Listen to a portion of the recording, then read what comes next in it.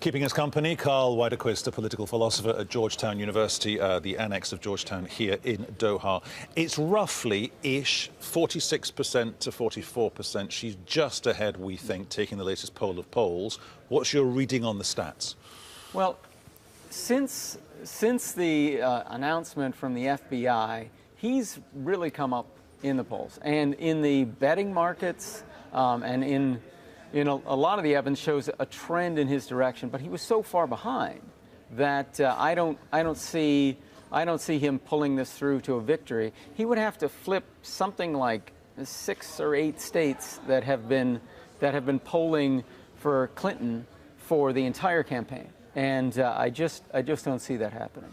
On November the 9th, when the international news channels start headlining, the next president of the United States is going to be blank, the reality is that almost 50% of Americans will hate, and I use the word deliberately, hate whoever is walking into the Oval Office. Yes, I think that's a true perception. And Trump is not the only one to blame for this. This is a trend that's been building for a very long time. But Trump has furthered this in so many ways by pitting one group against another, blaming the Muslims, blaming the immigrants, blaming the foreigners, blaming China. But it's also grown because of gerrymandering, where we get districts that are safe for one candidate or safe for another, so they don't have to appeal to the middle. And we've been getting media outlets that are increasingly propagandized and increasingly telling you not to believe anything that the other side says. That we've been moving apart for decades, and it's a worrying trend. What's this done to democracy in the United States? Well, democracy in the United States it's always, well, probably always been dominated by powerful interests. If you decide who's a viable candidate, you've made the most important decisions before the election started.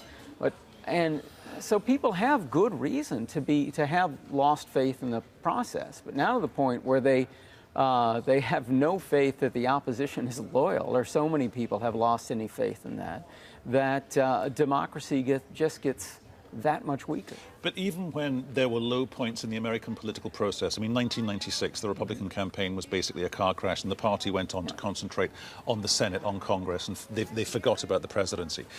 Hanging Chads, Florida. It was always basically, despite those two big things that come to my mind, it was always basically civil and well-mannered. There is a nasty undertow now, surely, not least a nasty undertow in the Republican Party itself, because assuming for a second here it's President Clinton, the Republican Party now has to, go off into the wilderness for a few years whilst concentrating on maybe owning the House, offset against a disproportionately powerful executive in the White House? Well, they still have a chance of retaining control in the Senate.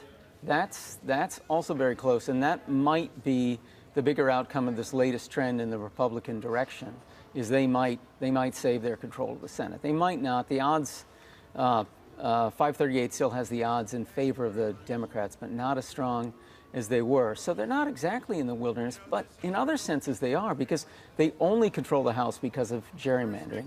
The odds are overwhelmingly likely that the Democrats will get a majority of votes in House races, but still lose the majority of the seats. So in that sense, they are in the wilderness. They've been in the wilderness for a long time, but it's strange the way our system is, because they're so incredibly powerful. Even in the minority, they control a lot of governorships, a lot of state legislatures, and with the House, they can, even if it's just the House, they can do a lot to block legislation. If they have a filibuster, and they have filibustering ability, even if they're in the minority in the Senate, so they'll have a great deal of power, and they've got the problem of playing to their base and also trying to appeal to a broader audience to capture the presidency and House. And their base is so opposed to any sort of compromise that it's getting increasingly hard for them to make those appeals, especially as with people like Trump at the top, they're increasingly making their base white male, which is a shrinking demographic.